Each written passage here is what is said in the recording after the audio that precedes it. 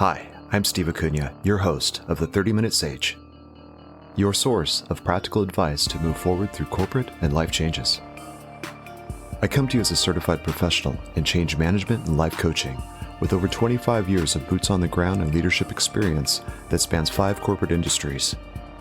This podcast explores the challenges of leading corporate teams through change with the audacious goal to apply techniques and wisdoms that go well beyond the workplace and into daily life.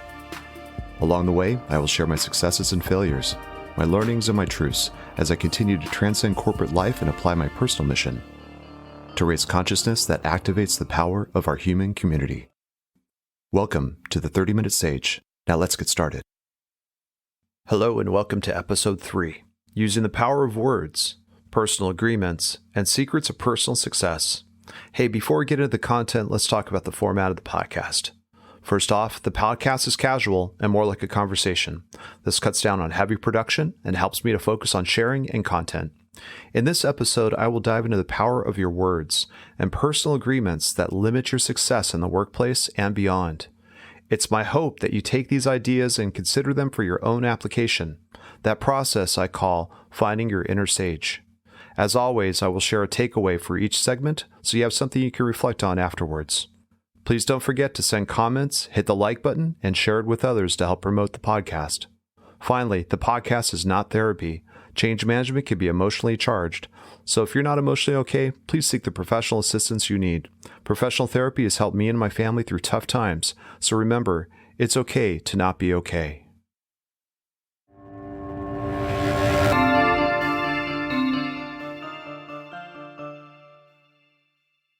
All right, let's get started with segment 1, using the power of words.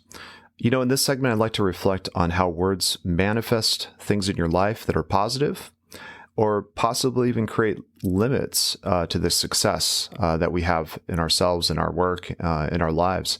But to kick this off, let's talk a little bit about words in themselves and what they represent, what I believe they represent.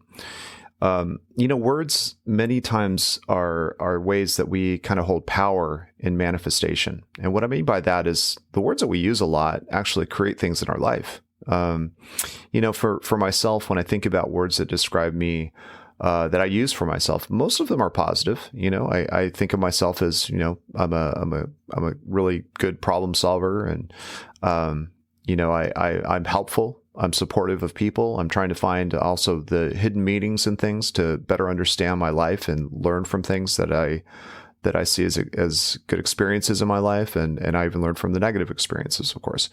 All these kinds of things kind of build this repository of descriptors that I keep for myself. But I can also think about words that were used to describe me from others that were not positive, right?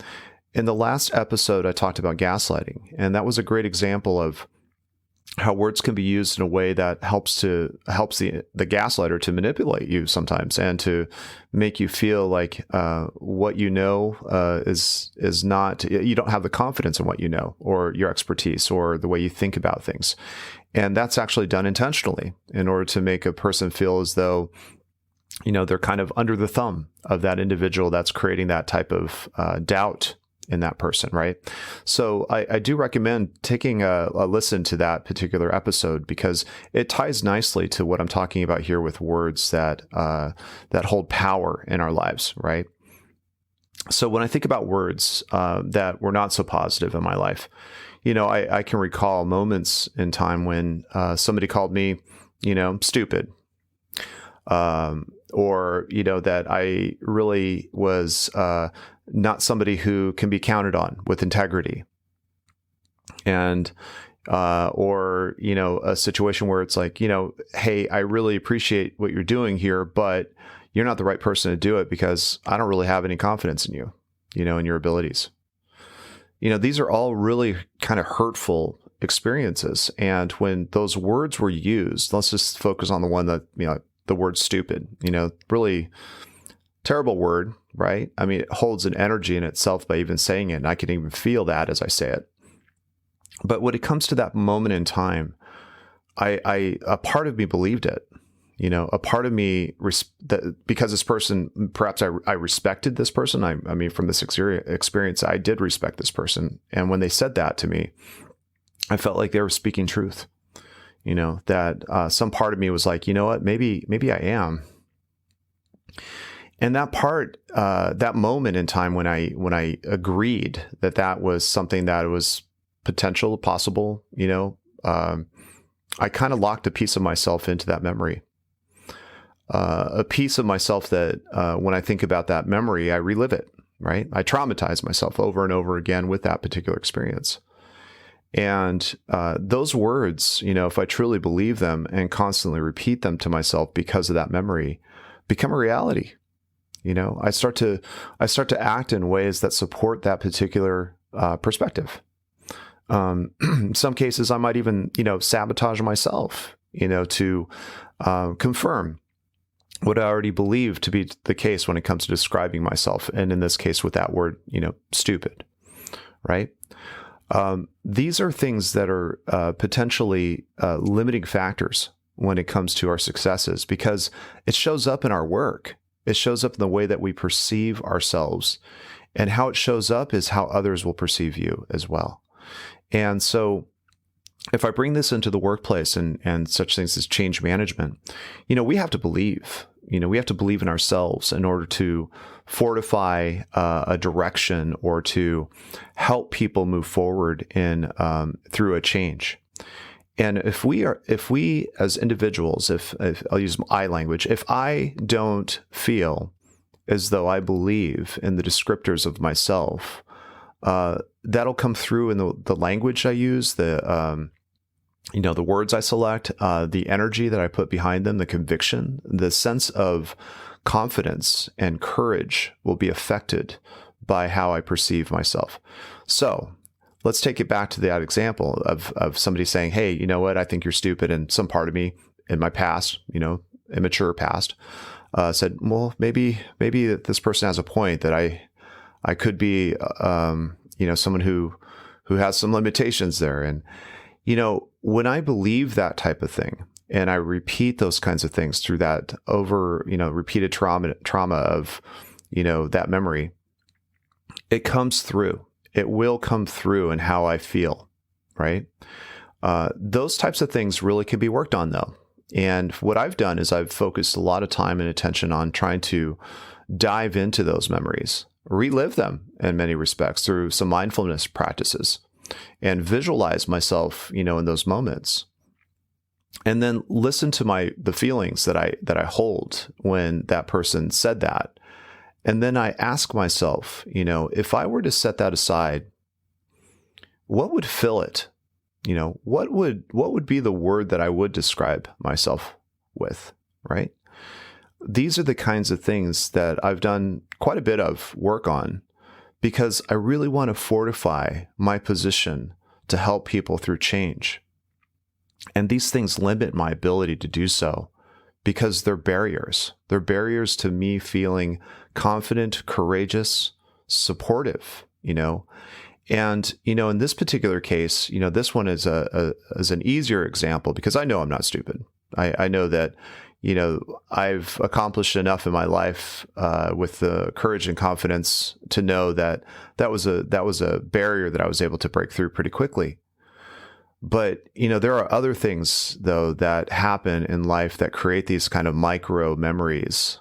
And what I believe to be the case here for myself is that when I am clear of these types of limitations, I'm truly a clear channel to help people through difficult times when I myself start from a position of strength. And that's why words are so important. The words we use to describe ourselves are a starting point for understanding what kind of agreements we've made throughout our life that limit us and that need to be rewritten. These agreements I'll talk about in segment 2, personal agreements. But because I mentioned the agreements, I want to give some credit to Don Miguel Ruiz, who wrote a book called The Fifth Agreement. And so he is a practitioner of the Toltec tradition, which are people that predated the Aztecs. And they had very simple principles about how to live a life without chaos. And one of the very first agreements that Don Miguel brings up is the agreement about words. And I want to talk a little bit about that briefly here because it sets the stage for getting into the second segment, but it also reinforces the principles that I'm talking about here. So the first agreement is called be impeccable with your words. And in summary, Don Miguel focuses on a couple of things. One is speak with integrity. Say only what you mean. Avoid using the words that speak against yourself, which I've just talked about. Or avoid also gossiping about others. Use the power of your words in the direction of truth and love. Very simple, right? Try it. It's not so simple. It's pretty challenging to actually think about the words you use all the time and to start thinking about how you can reverse them in ways that build you rather than detract or damage or traumatize yourself, right?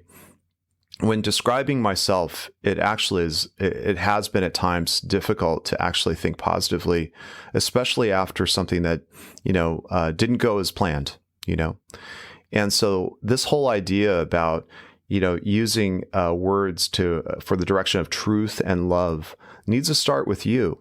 It needs to start with the baseline of you feeling confident and courageous because the words you use describe those things within yourself, or whatever other positive things you'd like to focus in on in your life. So from this segment, we're doing some building blocks here. And the takeaway I want to leave you with is this. The words we use to describe ourselves can either build or destroy the outcomes in our life. And it's very important, and it's very strong language for that takeaway, but it's true. Think about the words that you use every single day.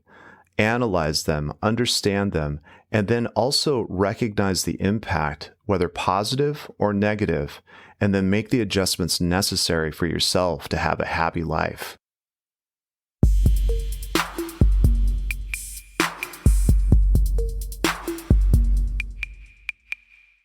All right, let's get into segment 2, personal agreements.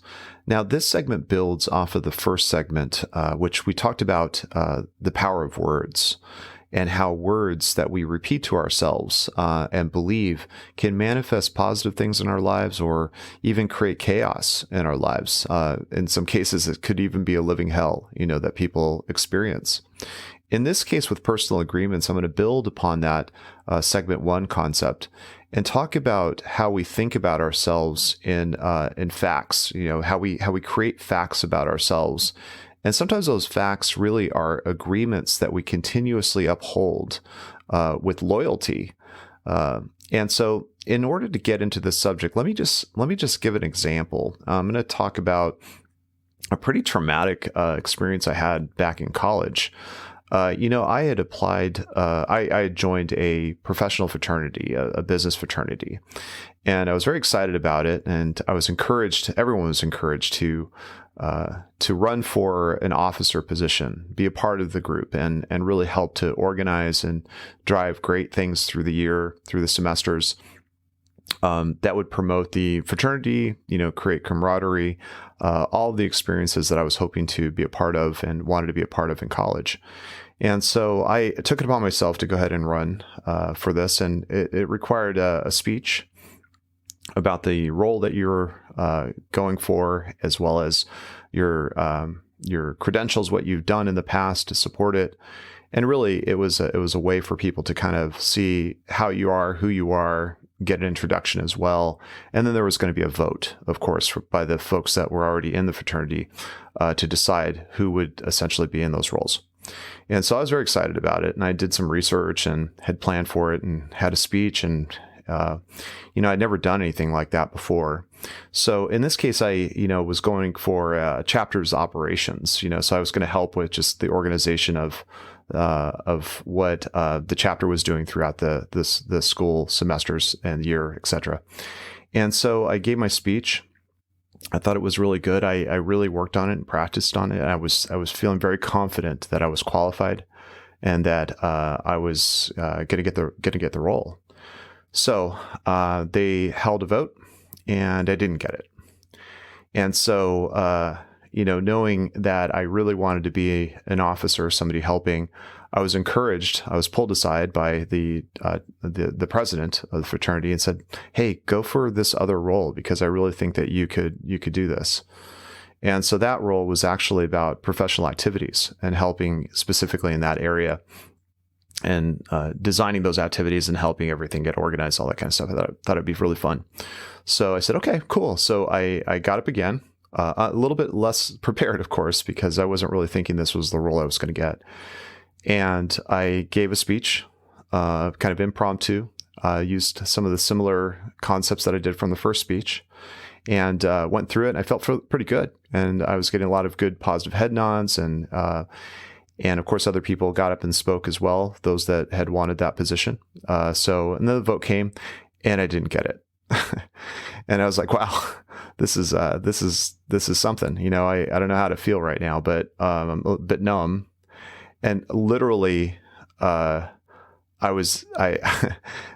president came up to me in between these votes and said that he was really sorry about that. And, there's still some open positions to try for and to not be swayed and to continue to push forward and see if you can be a part of this. Because he really did feel like I had the right, the chops and the energy to really help them. And so he was really trying to encourage me to do it.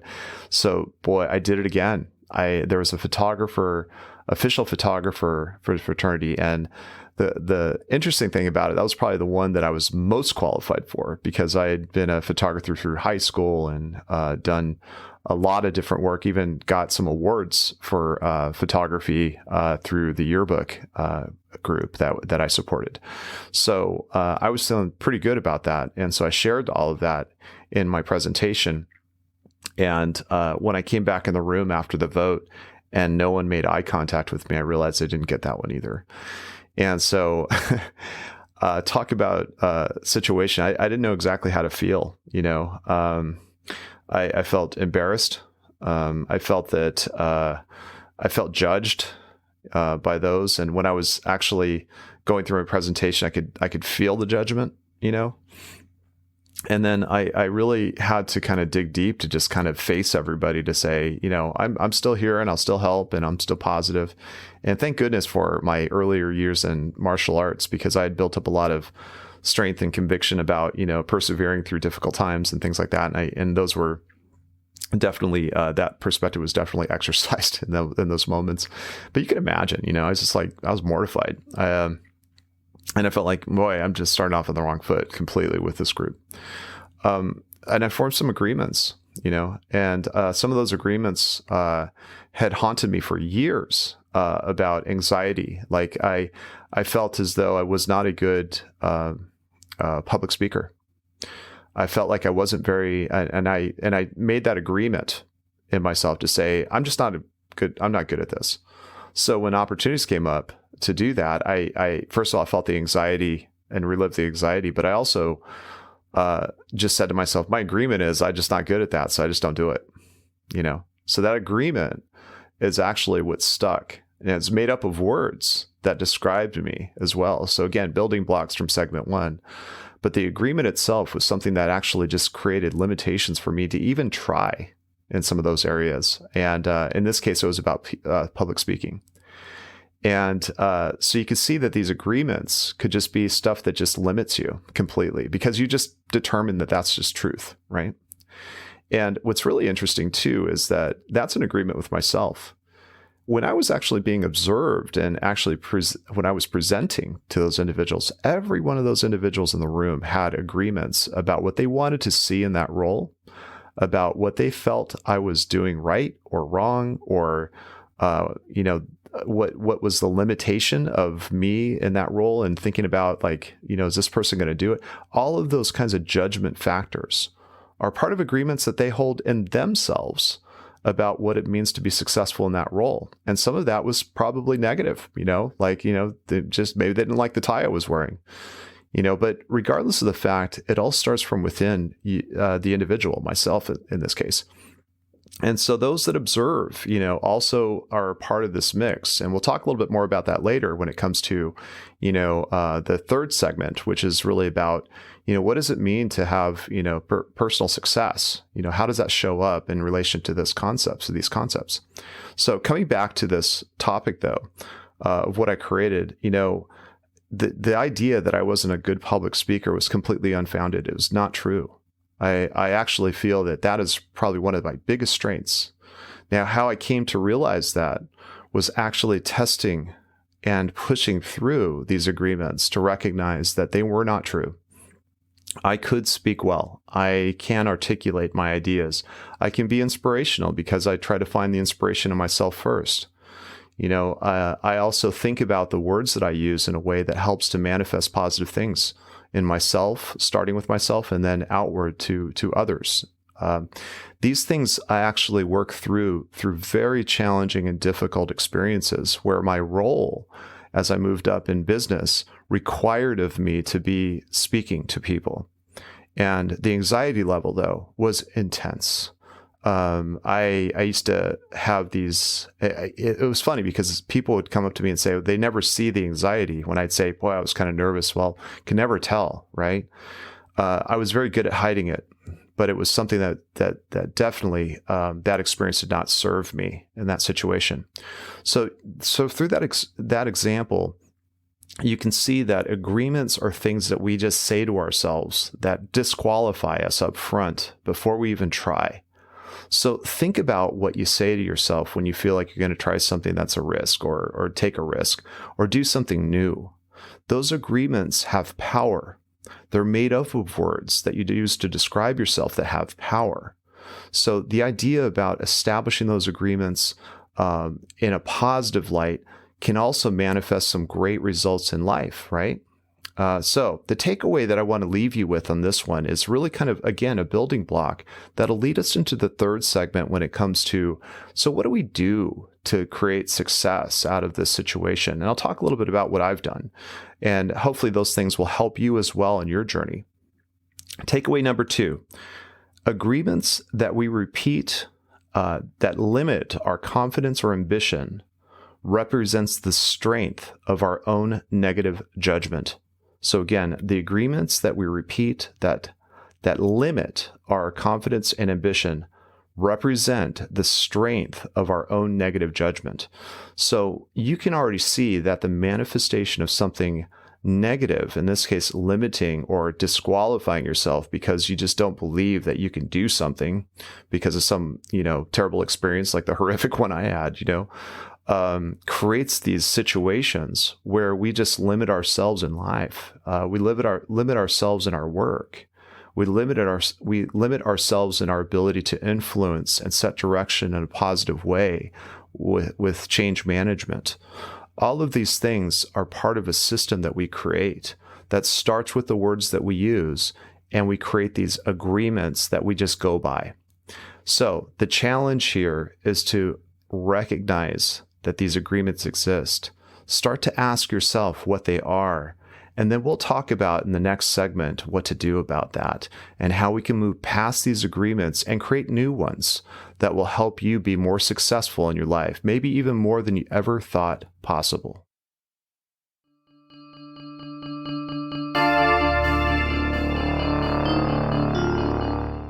All right, let's get started with segment 3, Secrets of Personal Success. So in this episode, we've talked about the building blocks of limitations that we experience from negative words that we use to describe ourselves, and subsequently the agreements created by these words that stop us from trying something new, taking risks, or in some cases even being successful. We also talked about how these constructs create an effect in our ability to lead people through change in the workplace or help people in our lives. Now the question is, so where do we go from here? What do we do about it?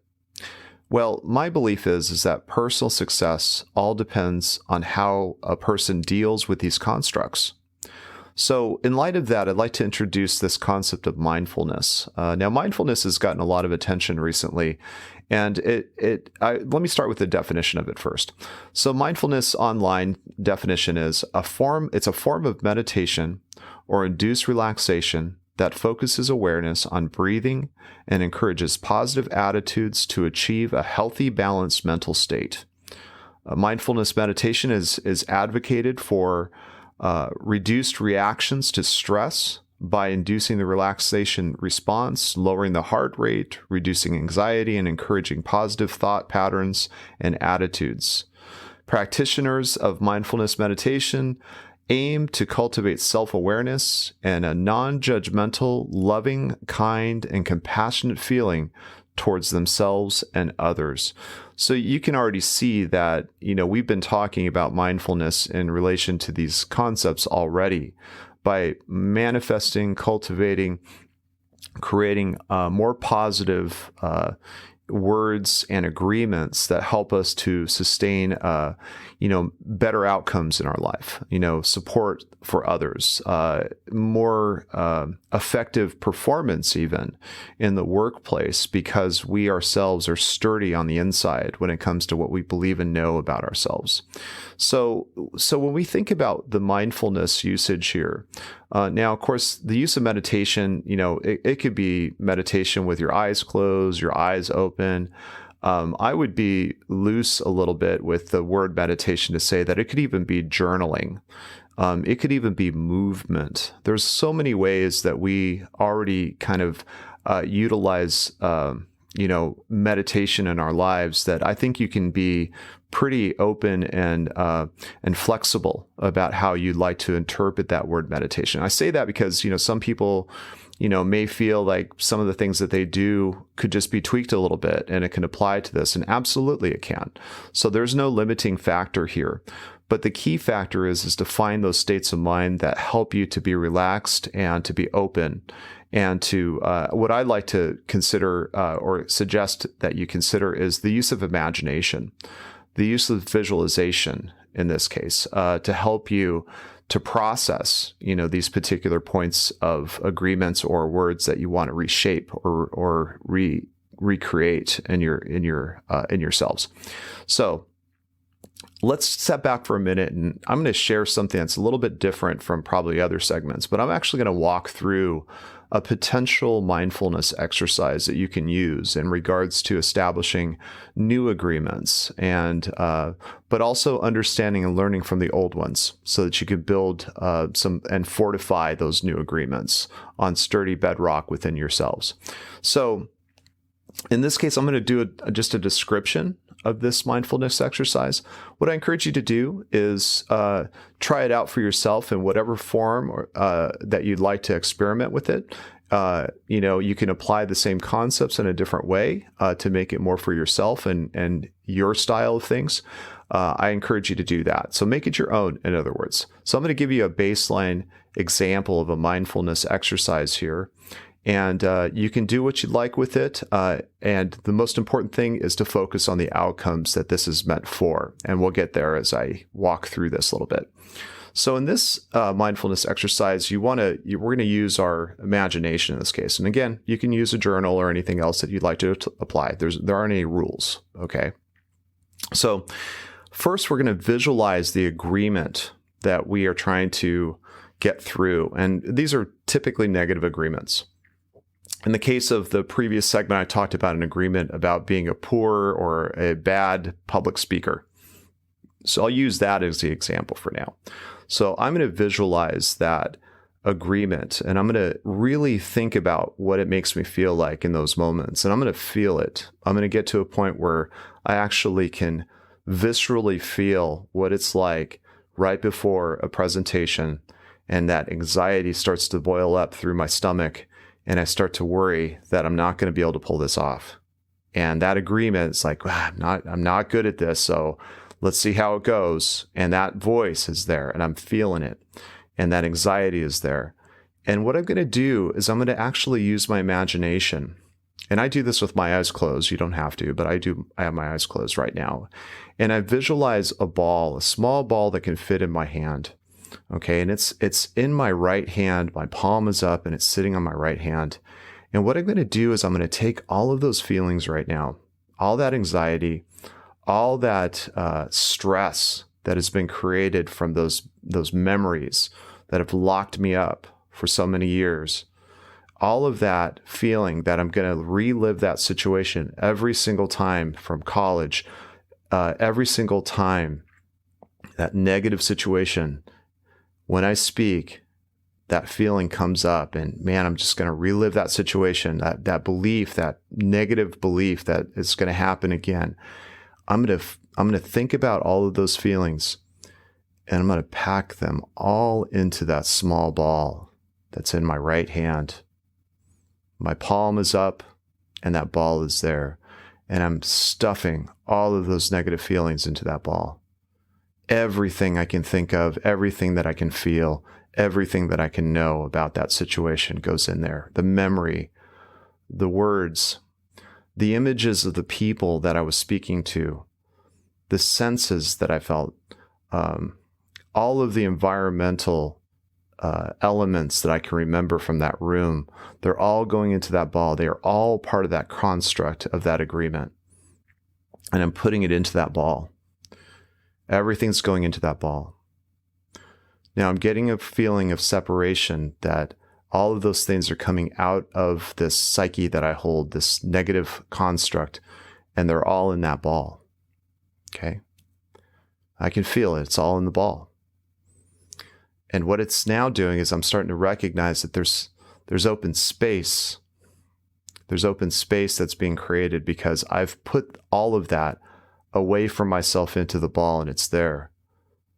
Now I'm going to just feel that open space, that openness that has come through because I've been able to accomplish that feeling of putting everything into that ball. I'm going to hold this for a few minutes, and I'm just going to breathe with calm. I say breathe with a calm and smiling mind. And as I do that, I ask myself this question. Now that there's room for truth, now that there's room for love, what fills that space? Now that there's truth and love, what fills that space? And I'm going to listen to myself. Now, at this moment, what I feel is confidence. I also get an image of myself when I was happy as a child, when I really felt like there wasn't really anything to worry about in my life aside from be happy, be kind. That image just popped into my mind right now. And what I'm going to do is I'm going to fill that empty void with that image. And I'm going to believe that that image, that new memory is taking the place of the old one. And I'm going to hold that.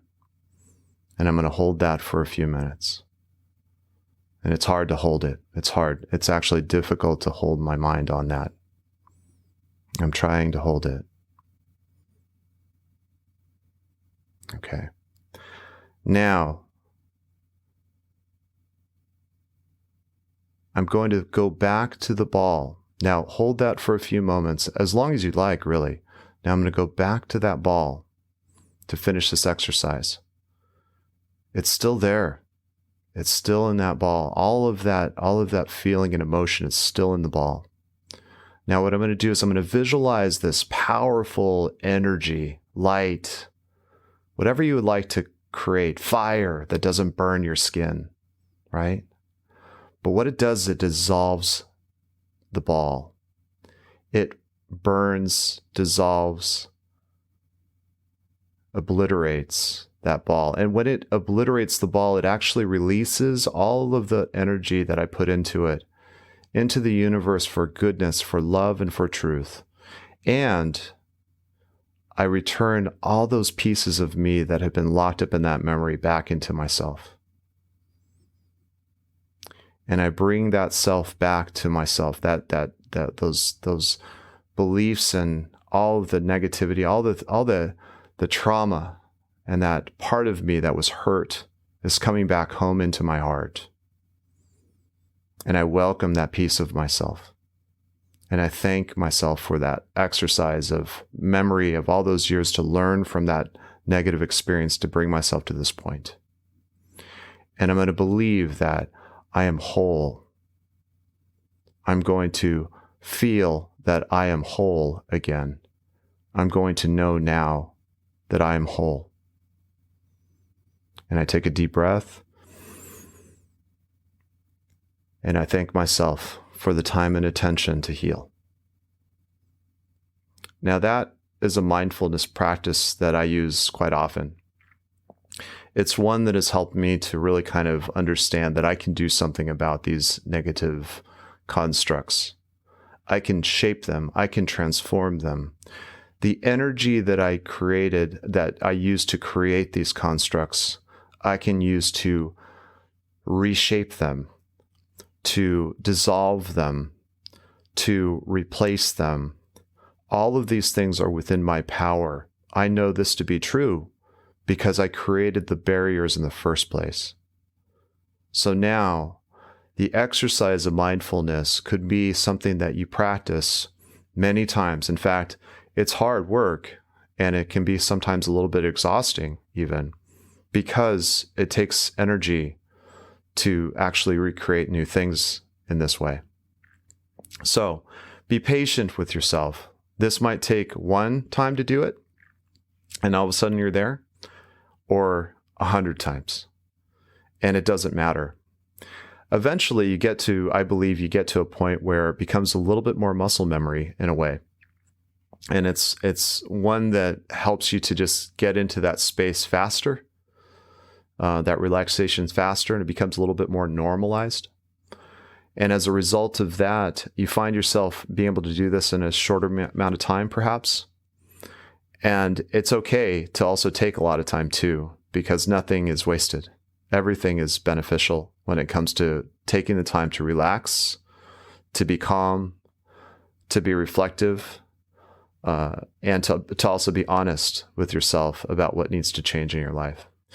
So this brings me to takeaway number 3, our final takeaway, which is use mindfulness practices to unlock your imagination in developing new agreements through relaxation, release, and intentional reprogramming of your self-perceptions and beliefs. So again, use mindfulness practices to unlock your imagination in developing new agreements through relaxation, release, and intentional reprogramming of your self-perceptions and beliefs. What's most important is to find a way to find peace, get to that relaxation state, that relaxed state, so that you can actually separate yourself from what these agreements are to the true self that you are. These kinds of practices have helped to unlock another level of success in my life, personal success. And it has a lot to do with the work that I do. It has everything to do with the entire life that I lead. So it's very important to think about these things as investments in yourself, and you can shape them the way you'd like. You know the outcomes we're talking about. Now, you can also adapt all of these practices in a way that makes sense for you and still come out with the same outcomes. So the takeaway again, use mindfulness practices to unlock your imagination in developing new agreements through relaxation, release, and intentional reprogramming of your self-perceptions and beliefs. Thank you so much for all the time today and tuning in. I hope that this has helped you, and I look forward to you joining me in future episodes.